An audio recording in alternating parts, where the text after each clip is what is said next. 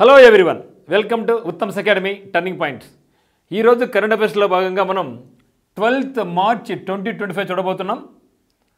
ఇక్కడ March 12th యొక్క ప్రత్యేకత ఏముంది, అదే మాదిరిగా ఎస్సీ వర్గీకరణ రిపోర్ట్ అయితే రావడం జరిగింది ఆంధ్రప్రదేశ్ సంబంధించి. మరి ఆ యొక్క ఆంధ్రప్రదేశ్లో ఎస్సీ వర్గీకరణకు మరి ఎవరెవరికి ఎంత పర్సెంట్ ఇవ్వడం జరిగింది, ఏకసభ్య కమిషన్ యొక్క మెంబర్ ఎవరు, అదే మాదిరిగా సిప్రీ రిపోర్ట్ రావడం జరిగింది. అంటే ఈ యొక్క ఆయుధాలు ఎక్కువ దిగుమతి చేసుకున్న వాళ్ళు, ఎగుమతి చేసిన వాళ్ళు ఏ కంట్రీస్, అందులో ర్యాంక్ ఇండియాది ఎంత అనే రిపోర్ట్ కూడా చూద్దాం. మరి పొల్యూషన్ రిపోర్ట్ రావడం జరిగింది. సో ప్రపంచవ్యాప్తంగా ఏ సిటీ టాప్లో ఉంది పొల్యూషన్ పరంగా, ఏ దేశ రాజధాని టాప్లో ఉంది, ఏ దేశం టాప్లో ఉంది అని కూడా చూద్దాం. దాంతోపాటుగా కొమరం భీం అవార్డు కూడా ప్రకటించారు. మరి ఇక కొమరం భీం అవార్డు ఈ సంవత్సరానికి ఎవరికి ప్రకటించారు, రివిజన్ కరెంట్ అఫైర్స్తో పాటుగా జాఫర్ ఎక్స్ప్రెస్ సంచలనం సృష్టించినటువంటి జాఫర్ ఎక్స్ప్రెస్ రైలును హైజాక్ చేశారు పాకిస్తాన్లో. ఎందుకు చేశారు, దానికి కథ కమిషన్ ఒకసారి చూద్దాం. అదేవిధంగా నరేంద్ర మోడీ గారికి మారిషస్ అవార్డు రావడం జరిగింది. ఇవన్నీ కూడా కంప్లీట్ డీటెయిల్స్ అన్ని ఇక్కడ మనం చూడబోతున్నాం. ఇక్కడ చూస్తే మరి భారతదేశం ప్రతి ఏటా మార్చి 12న దండి మార్చ్ డేగా జరుపుకుంటుంది. 1930లో ఇదే రోజున మహాత్మా గాంధీ ఉప్పుపై సాల్ట్ సత్యాగ్రహం, అంటే ఉప్పు మీద బ్రిటిషర్స్ పన్ను వేస్తే దాన్ని వ్యతిరేకిస్తూ 79 మందితో 79 మందితో కొన్నిసార్లు 78 మంది అని కూడా అంటారు అనమాట. కలిసి గుజరాత్లోని సబర్మతి ఆశ్రమం నుంచి సబర్మతి ఆశ్రమం నుంచి గుజరాత్ పశ్చిమ తీరంలోని దండి గ్రామానికి కాలినడకన అంటే పాదయాత్ర చేశారు. పాదయాత్ర దండి మార్చ్. దండి నుంచి దండి వరకు, అంటే సబర్మతి ఆశ్రమం నుంచి దండి వరకు ఈయన పాదయాత్ర చేశారు. మొత్తం 79 మంది అనుచరులతో కలిసి. 1930 మార్చి 12. దీన్ని మనం సివిల్ డిస్ఒబీడియన్స్ మూవ్మెంట్ అని కూడా అంటాం. సివిల్ డిస్ఒబీడియన్స్ మూవ్మెంట్ అని కూడా అంటాం అన్నమాట. మరి వారు అక్కడ కొంత ఉప్పు తయారు చేసి శాసన ధిక్కారానికి పాల్పడ్డారు కాబట్టి దీన్ని మనం శాసనోల్లంఘన ఉద్యమం కూడా అంటాం అనమాట. మరి తర్వాత దీనికి ఉద్యమ నేపథ్యం ఏమంటే, బ్రిటిష్ కాలంలో ఉప్పు తయారీపై ప్రభుత్వానికే గుత్తాధిపత్యం ఉండేది. ప్రజలెవరూ కూడా దీన్ని తయారు చేయకూడదు, దానిపై పన్ను కూడా కట్టాల. అంటే మన ఉప్పు దీన్ని ఎవరు తయారు చేయకూడదంట. మళ్ళీ మనం వాడుకోనుకుంటే మన ఉప్పు మీద మనమే మళ్ళీ పన్ను కట్టాలంటే బ్రిటిషర్స్కి. కాబట్టి ఇక ఉప్పు తెలుసు మనందరూ కూడా, భారతీయులందరూ కూడా ఇది నిత్యావసర వస్తువు. ఏ కూర చేయాలన్నా, ఏ వంటకమైనా సరే కంపల్సరీ మనకి ఏం కావాలి, ఉప్పు అనేది కావాలి. దాని మీద పన్ను విధించారన్నమాట. దీంతో ప్రభుత్వానికి వచ్చే ఆదాయం కూడా ఎక్కువగానే ఉండేది. దానివల్ల మరి చూస్తే రెండవది మన ఆంధ్రప్రదేశ్ సంబంధించి ఆకాంక్షిత జిల్లాల్లో అల్లూరి సీతారామరాజు జిల్లాకు చోటు లభించింది. ఈ సంవత్సరం సంబంధించి 2024-25 సంబంధించి ఆకాంక్షిత జిల్లాలలో అంటే యాస్పిరేషనల్ డిస్ట్రిక్ట్స్లలో సీతారామరాజు జిల్లాకు చోటు లభించింది. దీనివల్ల 10 కోట్ల రూపాయల గ్రాంట్ అనేది సెంట్రల్ గవర్నమెంట్ నుంచి రావడం జరుగుతుంది అనమాట. దేశంలో ఎందుకు ఇది ఇస్తారంటే వెనుకబడిన మరి మారుమూల ప్రాంతాల్లో అభివృద్ధి సాధించేందుకు. అల్లూరి సీతారామరాజు జిల్లాలో వెనుకబడినటువంటి మరి మారుమూల ప్రాంతాల్లో అభివృద్ధిని సాధించేందుకు కేంద్రం ఆకాంక్షిత జిల్లాల అభివృద్ధి పథకంలో భాగంగా అత్యంత ప్రతిభ కనబరిచినటువంటి 14 ఆకాంక్షిత జిల్లాలకు నీతి ఆయోగ్ గుర్తించింది. ఈ 14లో మన ఆంధ్రప్రదేశ్ నుంచి అల్లూరి సీతారామరాజు జిల్లాను గుర్తించారన్నమాట. ఈ పథకంలో భాగంగా 2014, 2024, 2025లో ఆర్థిక సంవత్సరంలోని 2 త్రైమాసికాలకు గాను అల్లూరి సీతారామరాజు జిల్లాకు 10 కోట్ల గ్రాంట్ అనేది కేంద్రం నుంచి మనకు లభిస్తుంది. నెక్స్ట్ చూస్తే పాకిస్తాన్లో జాఫర్ ఎక్స్ప్రెస్ రైలు హైజాక్ కావడం జరిగింది. ఇది యాక్చువల్గా ప్రపంచంలోనే ఒక వింత. ఎవరైనా సరే బస్సు హైజాక్ చేస్తారు, కార్ హైజాక్ చేస్తారు, ఫ్లైట్లు కూడా హైజాక్ చేశారు. ఇండియా ఫ్లైట్ కూడా హైజాక్ చేశారు. నెల్లూరు మనకు నేపాల్ నుంచి ఇండియాకు వచ్చే ఫ్లైట్ను కూడా ఇక తాలిబాన్స్ హైజాక్ చేయడం జరిగిందనమాట. మరి ఈసారి పాకిస్తాన్లో ఏకంగా ట్రైన్నే హైజాక్ చేశారు. ఇది వండర్. ప్రపంచవ్యాప్తంగా పెద్ద రచ్చరచ్చ జరుగుతుందనమాట. ఆ యొక్క ట్రైన్ పేరు ఏమంటే జాఫర్ ఎక్స్ప్రెస్ రైలును హైజాక్ చేశారు. ఎవరు అనుకునే మిత్రమా, పాకిస్తాన్లో ట్రైన్ వాళ్ళే హైజాక్ చేసుకోవడం జరిగింది. దీనిలో ఏ దేశ ప్రమేయం లేదు. అక్కడ ఉన్నటువంటి బెలూచ్ ఆర్మీ అనేది మేము పాకిస్తాన్తో ఉండం, మాకు సపరేట్ కంట్రీ మాకు కావాలని వాళ్ళు 1948 నుంచి ఫైట్ చేస్తున్నారు. మరి పాకిస్తాన్ ప్రభుత్వం క్రూరంగా వాళ్ళు అణచివేసింది. ఇప్పుడు తిరిగి ఇక ఉద్యమం చాలా ఊపందుకోవడం జరిగింది. మరి ఈ సందర్భంలోనే మనకు ఎక్కువ ఈ యొక్క టెర్రరిస్టుల ప్రభావం ఉన్నటువంటి దేశం అంటే పాకిస్తాన్ రెండవ దేశంగా రికార్డు నిలిచిందనమాట. దానికి మెయిన్ కారకులు అంటే బెలూచ్ రెబల్స్ గ్రూప్ అనమాట. మరి బెలూచిస్తాన్ క్యాపిటల్ వచ్చేసి క్వెట్టా అనమాట. క్వెట్టా నుంచి ఇది ట్రైన్ బయలుదేరింది. సో మధ్యలో వచ్చిన తర్వాత ఇక ట్రైన్ బెలూచ్ రెబల్స్ పట్టాలు తెప్పించేసి దాన్ని తాము స్వాధీనం చేసుకోవడం జరిగింది. అక్కడ ఉన్నటువంటి చిన్న చిన్న పిల్లలు మొత్తం ముసుగులను బయట పంపించేసి ఎవరైతే ఆర్మీ ఉన్నారో పాకిస్తాన్ ఆర్మీ ఉన్నారో వాళ్ళందరూ కూడా తమ బందీలకు తీసుకొని మా యొక్క డిమాండ్స్ మీరు నెరవేర్చాల్సిందే. ఇక్కడ పోర్ట్ ఒకటే ఉంది, అక్కడ పోర్ట్ మాకే ఇవ్వాలి. ఇక్కడ మినరల్స్ చాలా వాల్యుబుల్ మినరల్స్ ఉన్నాయి, ఇవి మీరు చైనాకు దోచిపెడతాండ్రు. మా ప్రాంతం మా మినరల్స్ను మీరు అన్యాయంగా తీసుకెళ్తూ ఉన్నారు, కాబట్టి మాకు కంపల్సరీగా ఒక సపరేట్ దేశం మరి ఇవ్వాల్సిందే అని ఎప్పటి నుంచి ఫైట్ చేస్తూ ఉంది. ఎందుకంటే పాకిస్తాన్లో దాదాపు 44% భూమి ఇక్కడే ఉంది. అంటే ఇది డివైడ్ అయిపోతే సగం పాకిస్తాన్ అక్కడికి పోయినట్లే.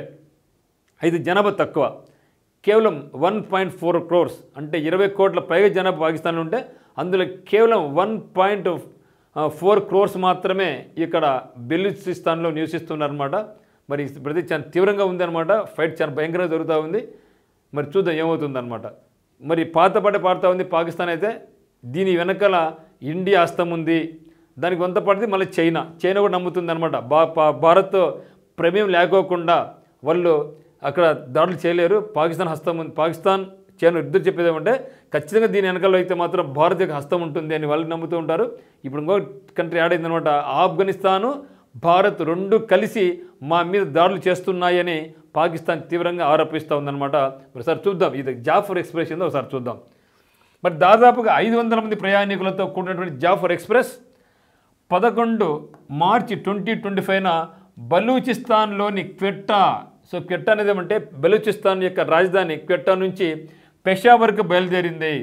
బొలాన్ జిల్లాలో, ఎక్కడ మిత్రమా, బొలాన్ జిల్లాలో కొండ ప్రాంతంలో కనుమ సమీపంలో గుదలాల్ పెరోకుంట్రి ప్రాంతాల మధ్య 8వ నెంబర్ టన్నెల్ సమీపంలో BLA, okay, Baloch liberation army అనమాట. BLA సాయుధులు పట్టాలు పేల్చివేసి నెమ్మదిగా వెళ్తున్న రైలు పట్టాలు తప్పడంతో వెంటనే బలూచి సాయుధులు భారీ సంఖ్యలో రైలు చుట్టుముట్టారనమాట. ఆ తర్వాత ఏమైందంటే ప్రయాణికుల్లో సాధారణ పౌరులు ఉంటారు, మహిళలు ఉన్నారు, ముసలివాళ్ళు ఉన్నారు, చిన్నారులు ఉన్నారు, వాళ్ళందరూ ఒక పైకి సైనికులను మరోవైపు వేరు చేసి అనంతరం 20 నుండి 30 మందిని కాల్చి చంపినారట్లుగా తెలుస్తుంది. ఇదైతే రియల్ రిపోర్ట్ అయితే కాదు, ఎందుకంటే అక్కడ ఇంకా పాకిస్తాన్ సైన్యం అక్కడ వెళ్ళలేదు. అక్కడ ఏం జరుగుతూ ఉందో కూడా అక్కడ టవర్లు సరిగా లేవు, ఫోన్ సిగ్నల్స్ అక్కడ లేవన్నమాట. సాధారణ పౌరులను వదిలేసి 215 మందిని బందీలుగా చేసుకున్నట్లు మరి బెలూచ్ రెబల్స్ ఆర్మీ ప్రకటించిందనమాట. దాదాపు 3,50,000 చదరపు కిలోమీటర్లు ఇస్తున్నటువంటి బెలూచ్ ప్రాంతం దేశంలోనే అతిపెద్ద ప్రావిన్స్ అయినప్పటికీ అభివృద్ధి విషయంలో మాత్రం అక్కడ ఎటువంటి అభివృద్ధి వాళ్ళు చేయలేదన్నమాట. పాక్ విస్తీర్ణంలో బెలూచ్ దాదాపు 44% భూమి అక్కడే ఉందన్నమాట. 1948 మార్చి 28వ తేదీన బలూచిస్తాన్ను పాకిస్తాన్లో అధికారికంగా విలీనం చేయడం జరిగింది. ఎందుకంటే 1947 బ్రిటిషర్స్ వెళ్తూ ఒక మాట చెప్పి వెళ్ళారు, ఇక్కడ ఏవైతే ప్రావిన్సెస్ ఉన్నాయో, ప్రావిన్స్లు ఇండియాలో కానీ పాకిస్తాన్లో ఉన్నాయో మీ ఇష్టం, మీరు పాక్లోనే కలవండి లేదా భారత్లోనే కలవండి అని చెప్పడం జరిగింది. అప్పుడు మన ఇండియాలో కూడా హైదరాబాద్ ప్రావిన్స్ ఉంది, మనకు అదే మాదిరిగా హైదరాబాదు, తర్వాత జునాగఢ్ పక్క, శ్రీనగర్, మనకు జమ్మూ కాశ్మీరు, మైసూరు, ఈ విధంగా మనకు దాదాపుగా 550+ పైగా ఇక ప్రావిన్స్లు ఉంటే మన సర్దార్ వల్లభాయ్ పటేల్ గారు మ్యాక్సిమం మన దేశంలో విలీనం చేయడం జరిగింది. కానీ అదేవిధంగా పాకిస్తాన్ వాళ్ళు కూడా ఇక్కడ బలూచిస్తాన్ ఏమన్నారంటే మేము ఎవరితో కలవము, మేము సపరేట్గా ఉంటామనుకోవడం జరిగింది. కాకపోతే ఒక పక్క ప్రతిపాదన చేసే వాళ్ళు ఏం చేశారంటే మేము భారత్ కలుస్తాము అని బలూచ్ అయితే ఒక ప్రతిపాదన చేసింది. అప్పుడు మన నెహ్రూ గారితో ఒప్పుకోలేదన్నమాట. ఎందుకంటే ఢిల్లీ ఆడుంది, బలూచ్ ఆడుంది, మనకి ఇబ్బంది వస్తుంది అనేసి మన నెహ్రూ గారు ఒప్పుకోలేదని కొంత చరిత్రకారులు చెబుతూ ఉంటారనమాట. ఓకేనా. మరి అప్పుడు ఏమైందంటే 1948లో బలవంతంగా అలీ జిన్నా ఏం చేశారంటే ఆ బెలూచ్ను పాకిస్తాన్లో ఆక్యుపై చేశారు, కలిపే విధంగా అక్కడ ప్రపోజల్ చేశారు, లాస్ట్కి కలిపేశారు. మరి అప్పుడు కొందరైతే మాత్రం ఈ యొక్క ప్రావిన్స్ను బలూచ్ ప్రావిన్స్ను పాకిస్తాన్లో విలీనం చేసినప్పటికీ కొన్ని వర్గాలు కొన్ని గ్రూపులు అయితే మాత్రం వ్యతిరేకించాయన్నమాట. వద్దు కలవద్దు మనం ఇట్లే ఉంటామనేసి.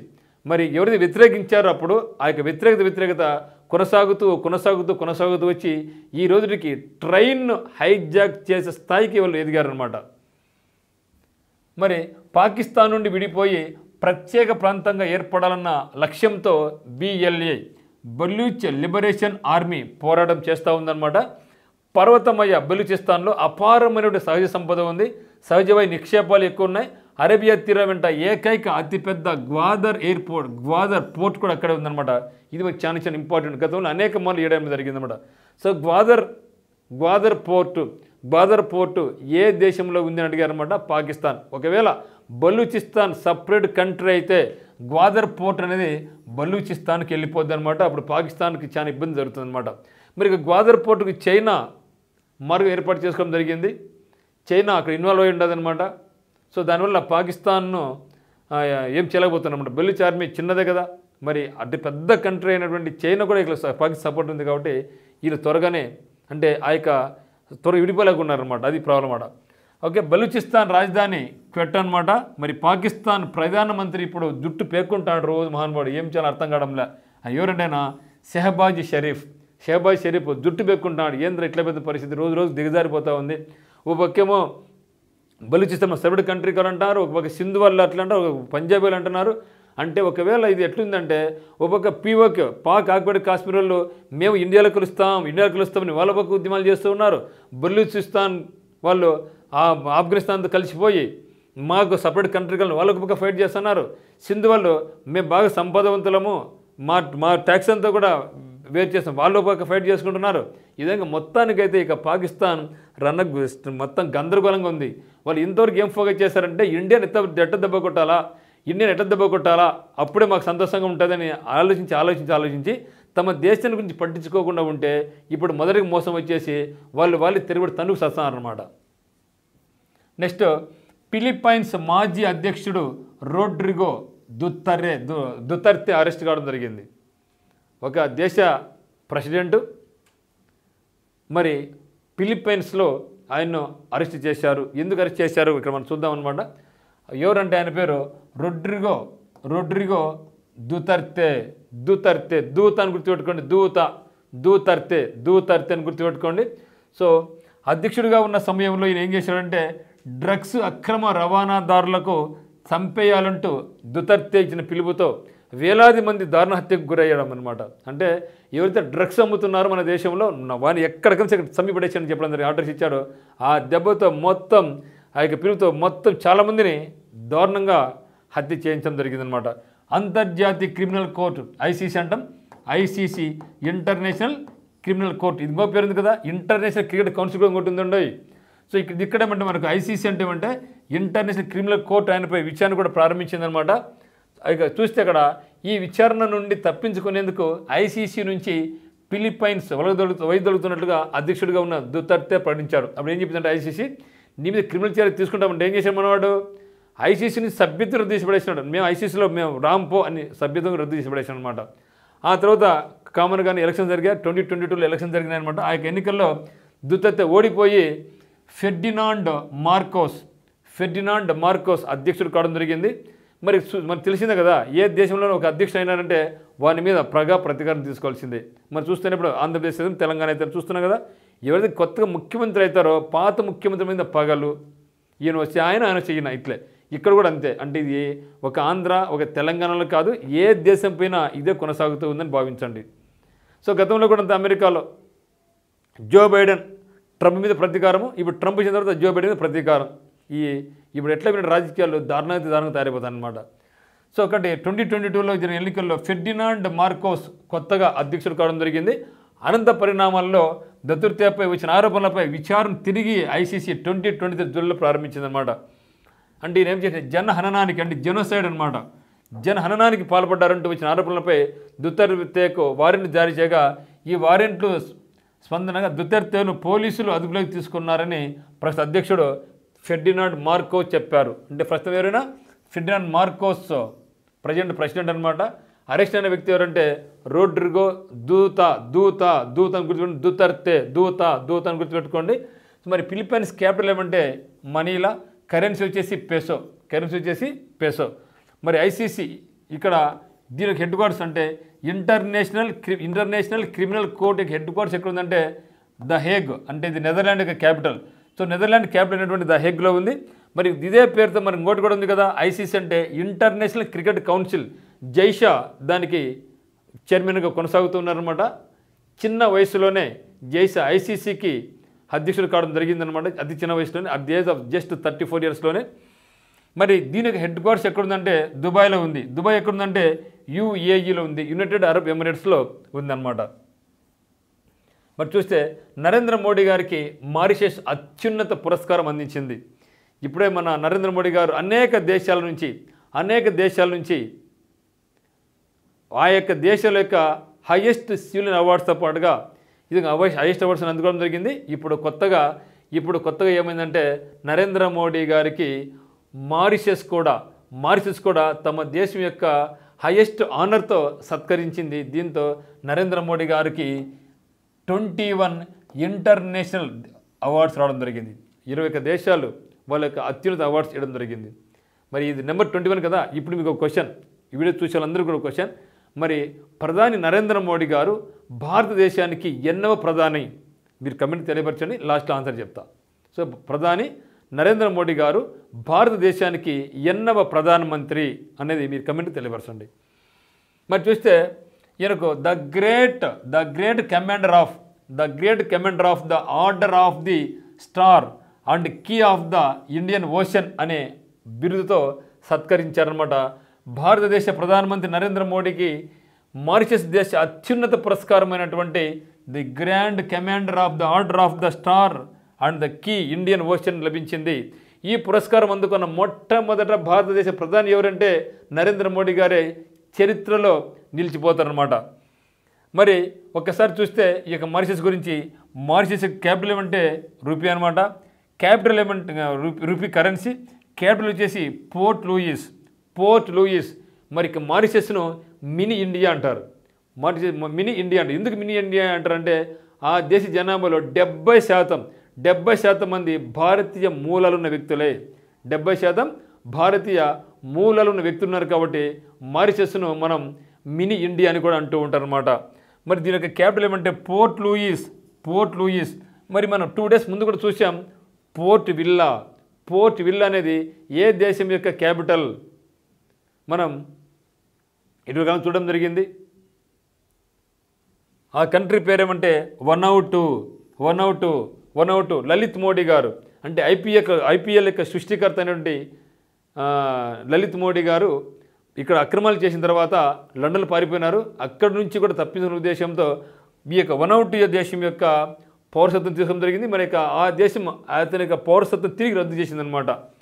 మరి వన్ అవుట్ నాటుగా ఉండాలంతా కూడా పోర్ట్లు కట్టుకుంటారు విల్లా లాగా అని గుర్తుపెట్టుకుంటే. ఇది వచ్చేసి మారిషస్ వచ్చేసి పోర్ట్ లూయిస్, వన్ అవుట్ వచ్చేసి పోర్ట్ విల్లా అని గుర్తుపెట్టుకోండి.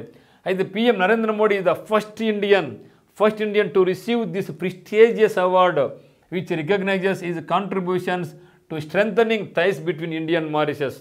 This mark the 21st international, చూడండి ఇక్కడ 21st international award conferred upon Narendra Modi by a foreign nation. Okay, మరి ఈ యొక్క మారిషస్ యొక్క పిఎం ఎవరంటే Ramgoolam. PM of Mauritius said PM Modi is the 5th foreigner national to receive this distinguished recognition.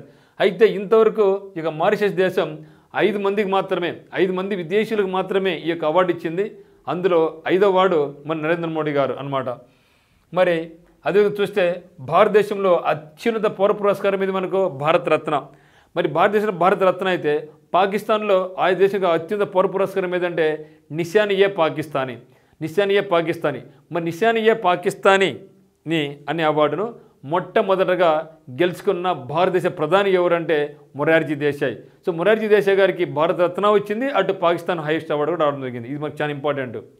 భారతదేశం యొక్క highest award అయినటువంటి భారతరత్నతో పాటుగా పాకిస్తాన్ యొక్క హైయెస్ట్ సివిలియన్ అవార్డు అయినటువంటి నిషాన్-ఏ పాకిస్తాన్ అవార్డును పొందిన ఏకైక ప్రైమ్ మినిస్టర్ ఎవరంటే మొరార్జీ దేశాయ్ గారు. ఓకే, మొరార్జీ దేశాయ్ ఈయన ఇండియాకు 4th PM పనిచేయడం జరిగింది. 4th PM పని చేయడం జరిగింది. మరి అది కాకుండా ఆయన ఫస్ట్ నాన్ కాంగ్రెస్ PM కూడా. So first non Congress prime minister of India ఎవరంటే మొరార్జీ దేశాయ్. మరి అదేవిధంగా భారతదేశం తరపున మొట్టమొదటగా భారత్ రత్న అవార్డు అందుకున్న ఫారినర్ ఎవరు అంటే ఖాన్ అబ్దుల్ గఫార్ ఖాన్. ఈయన ఫ్రంటియర్ గాంధీ అని కూడా పేరు పిలుస్తాం. మరి రెండో వ్యక్తి ఎవరంటే నెల్సన్ మండేలా. సో మనకు కూడా ఇద్దరు ఫారినర్ ఇవ్వడం జరిగింది. ఇద్దరు ఫారినర్స్ ఎవరంటే ఒకరేమో ఖాన్ అబ్దుల్ గఫార్ ఖాన్ అయితే రెండో వ్యక్తి నెల్సన్ మండేలా అనమాట. అదేవిధంగా మారిషస్ కూడా మన విదేశాలకు ఇచ్చింది. అందులో నరేంద్ర మోడీ గారు 5వ వ్యక్తి మాత్రమే. చూస్తే మరి ప్రపంచంలోనే అత్యంత కలుషితమైన సిటీగా మేఘాలయలోని బిర్నిహాట్ దేశ రాజధానిలోను ఢిల్లీలో వచ్చిందన్నమాట. యాక్చువల్లీ అది మేఘాలయ మాకు అస్సామని పడింది కొన్ని పేపర్లలో, తప్పండి. నేను కూడా రెఫర్ చేశాను మేఘాలయ. సో ఎక్కడుంది ఇది? బిర్నిహాట్ అంటే మేఘాలయలో ఉంది. దేశ రాజధానులు అయితే ఢిల్లీ ప్లేస్ నిలిచిందన్నమాట. అంటే సిటీస్ పరంగా ఎత్తుకున్నా కూడా ఇండియాలోని మేఘాలయలోని బిర్నిహాట్. ఒకవేళ ప్రపంచంలో దేశ రాజధాని తీసుకుంటే న్యూఢిల్లీ పొల్యూటెడ్ దాంట్లో టాప్లో ఉందన్నమాట. ఓకే, సో బిర్నిహార్ 2023 కూడా ఇదే, 2025లో కూడా ఇదే అనమాట.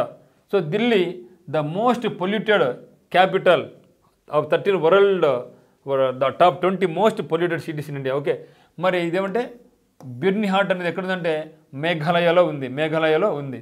ప్రపంచంలోని అత్యంత కలుషితమైన మొదటి 20 నగరాల్లో భారత్లోని 13 నగరాలు ఉన్నాయి. ఓకే, సో మొత్తం 20 తీసుకుంటే ఇక 20లో ఇండియా నుంచి ఎన్ని ఉన్నాయంటే 13 ఉన్నాయి. అంటే బేకర్ డజన్ ఉంది. చాలా ఇంపార్టెంట్. ఇండియన్స్ అండ్ ప్రైజ్లో బేకర్ డజన్ అంటే ఎంత?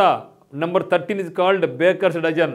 కాబట్టి అవుట్ ఆఫ్ 20లో బేకర్స్ డజన్ పైన ఇండియాలో సిటీస్ ఉన్నాయి. టాప్ 20లో 13 మనయండి. ఆ ఫస్ట్ ప్లేస్ ఏదంటే మనకు మేఘాలయలోని బిర్నిహాట్ అనమాట. ఓకే, మేఘాలయలోని బిర్నిహాట్ నిలిచిందనమాట.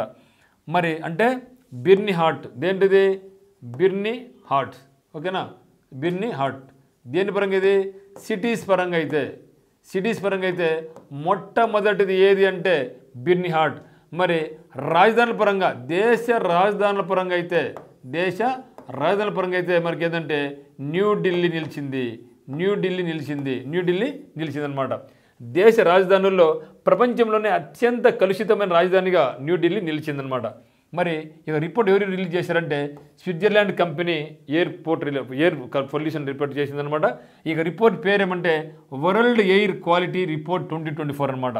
అత్యంత కలుషిత దేశాల్లో భారత్ 2023లో 3వ ర్యాంకులో ఉండగా తాజాగా 5వ ర్యాంకుకు వచ్చింది. అంటే 2023లో భారత్ ర్యాంక్ ఎంత అంటే 3 ఉంటే మరి 2025కు 2 ర్యాంకులు మెరుగుపరుచుకొని ఇప్పుడు 24లో 2 ర్యాంకులు మెరుగుపరుచుకొని మనకి ఇప్పుడు 5వ ర్యాంకు రావడం జరిగింది. సిటీస్ పరంగా ఎత్తుకుంటే బిర్నిహాట్, దేశ రాజధాని పరంగా ఎత్తుకుంటే న్యూఢిల్లీ, మరి దేశాల పరంగా ఎత్తుకుంటే భారత్ యొక్క ర్యాంకు 5. మరి ఏ దేశం టాప్లో నిలిచింది అంటే చాద్ అనే కంట్రీ ప్రపంచంలోనే మొట్టమొదట మోస్ట్ పొల్యూటెడ్ కంట్రీగా నిలిచింది ఏదంటే చాద్ అనమాట. ఆ తర్వాత చాద్ ఫస్ట్ తర్వాత బంగ్లాదేశ్, తర్వాత పాకిస్తాన్, తర్వాత కాంగో, తర్వాత భారత్ నిలిచాయన్నమాట. మరి అత్యంత కాలుష్యం వెలువడే 20 నగరాల్లో 13 భారత్లోనే ఉన్నాయన్నమాట. మరి ఆంధ్రప్రదేశ్ ఎస్సీ వర్గీకరణ రిపోర్ట్ రావడం జరిగింది. చాలా ఇంపార్టెంట్. ఎందుకంటే దీన్ని బేస్ చేసుకొని మన ఆంధ్రప్రదేశ్లో డిఎస్సి కానీ, గ్రూప్స్ కానీ, ఫారెస్ట్ కానీ అన్ని రకాల పోటీ పరీక్షలకు ఈ యొక్క ఎస్సీ వర్గీకరణే అడ్డంకి కానీ ఇంతవరకు గవర్నమెంట్ చెప్తా వచ్చింది. మరి ఇప్పుడు రిపోర్ట్ రావడం జరిగింది. మరి ఈ యొక్క రిపోర్ట్లోని ముఖ్యాంశాలు ఒకసారి చూద్దాం. ఓకే, ఆంధ్రప్రదేశ్లో ఎస్సీ వర్గీకరణ ఇంతకుముందు 4 అనుకుంటే ఇప్పుడు 3 వర్గాలకు మాత్రమే, 3 రకాల కేటగిరీస్ మాత్రమే ఈ యొక్క రిపోర్ట్ ఇవ్వడం జరిగింది. అందులో ఏరుకుందంటే రెల్లి మరియు వాటి ఉపకులాలకు 1% రిజర్వేషన్ తీరుస్తుంది.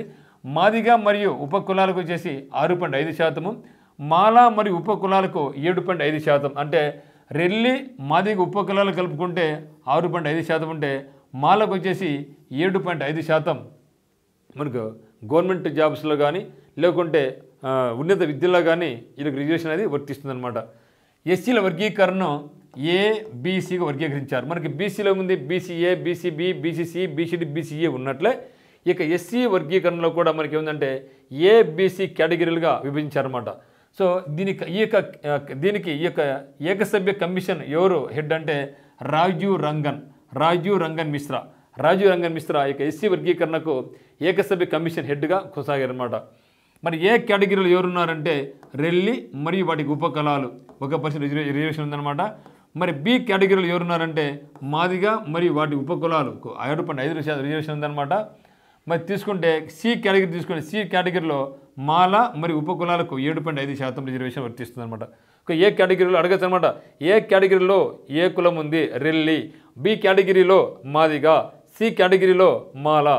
మరి రెల్లికి ఎంత రిజర్వేషన్ ఉంది 1% ఇచ్చారు, మాదిగకు 6.5%, మాలకు 7.5% రిజర్వేషన్ ఇచ్చారు అనేది మనం నేర్చుకుంటాం అనమాట.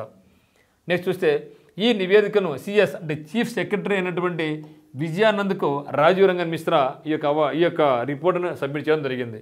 మరి ఏం చేశారు ఈ రిపోర్ట్ అంటే ఎస్సీల యొక్క స్థితిగతుల అధ్యయనానికి విశ్రాంత ఐఏఎస్ ఆఫీసర్ అయినటువంటి రాజీవ్ రంగన్ మిశ్రా నేతృత్వంలో ఏకసభ్య కమిషన్ను ఆంధ్రప్రదేశ్ నియమించిందనమాట. ఇది దాదాపుగా 100 రోజులు అధ్యయనం చేసి ఈ యొక్క రిపోర్టు ఇవ్వడం జరిగిందనమాట. ఈ తర్వాత ఏంది మనకు అసెంబ్లీకి వస్తుంది, అక్కడ మంత్రివర్గం చర్చించి మళ్ళీ అయినా చిన్న మార్పులు చేసుకొని తర్వాత అసెంబ్లీ నుంచి గవర్నర్కి వెళ్ళి అక్కడ సంతకం పెట్టుకుని ఆమోదం పొందుతుంది అనమాట. Next voice for the voiceless రచయిత దలైలామా. ఇది ఎప్పుడైనా సరే ఎగ్జామినేషన్ పాయింట్ ఆఫ్ వ్యూలో ఇటీవల ఏదైనా సరే కొత్త పుస్తకాలు రిలీజ్ అవుతూ ఉంటే వాటి గురించి ఖచ్చితంగా అడుగుతారు. ముఖ్యంగా ఈ యొక్క దలైలామా అంటే మాత్రం డెఫినెట్గా బిట్ అడిగే అవకాశం ఉంటుందన్నమాట. ఎందుకంటే ఈయన టిబెట్ దేశస్థుడు, కానీ టిబెట్ను చైనా ఆక్రమించుకోవడంతో ఆ యొక్క దలైలామా ఇండియాకి పారిపోయి వచ్చారనమాట.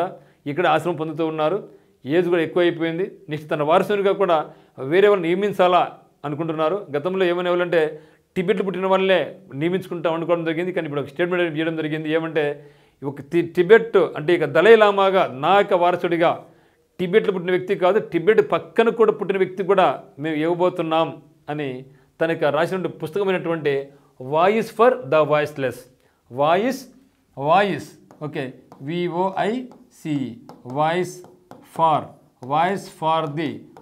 ఫార్ ది వాయిస్లెస్ అనే పుస్తకాన్ని ఎవరు రాశారంటే దలైలామా రాశారు. దలైలామా దాదాపు 6 దశాబ్దాలుగా అంటే 60 సంవత్సరాలు, దశాబ్దాలు 10 ఏళ్ళు కదా, దాదాపు 6 శతాబ్దాలుగా టిబెట్ నియంత్రణపై చైనాలో దలైలామాకు వివాదం కొనసాగుతూ ఉంది. తన తర్వాత దలైలామా వారసత్వం కొనసాగాలని వాయిస్ ఫర్ ద వాయిస్లెస్ అనే పుస్తకంలో ఆయన వివరించారన్నమాట.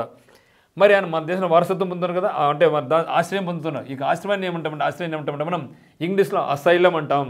ఇది మనకి చాలా ఇంపార్టెంట్ ఎస్ఎస్సి కానీ హైకోర్టు ఎగ్జామ్స్ కానీ. అసైలం అంటే ఏమంటే ఏదైనా సరే విదేశీయుడు మన దేశంలో షెల్టర్ పొందుతూ ఉంటే, ఇప్పుడు దలైలామా నేటివ్ ఆఫ్ టిబెటన్, కానీ ఆయనకు ఇండియాలో మనం షెల్టర్ ఇచ్చాం, అప్పుడు ఆయన ఏమంటాం మనం అసైలం అంటాం ఆశ్రయాన్ని. అదేవిధంగా రీసెంట్గా షేక్ హసీనా బంగ్లాదేశ్ ప్రధానమంత్రి అక్కడ నుంచి పారిపోయి ఇండియాకి వచ్చింది, ఆమె కూడా మనం షెల్టర్ ఇవ్వడం జరిగింది. సో ఆమెను కూడా ఏమంటాం మనం అసైలం అంటాం. అంటే రాజకీయ పరంగా లేకపోతే సాహిత్యపరంగా ఎవరికైనా సరే మనం ఇక్కడ దేశంలో ఆశ్రయం కల్పిస్తే ఆశ్రయాన్ని ఏమంటామంటే మనం అసైలం అంటాం.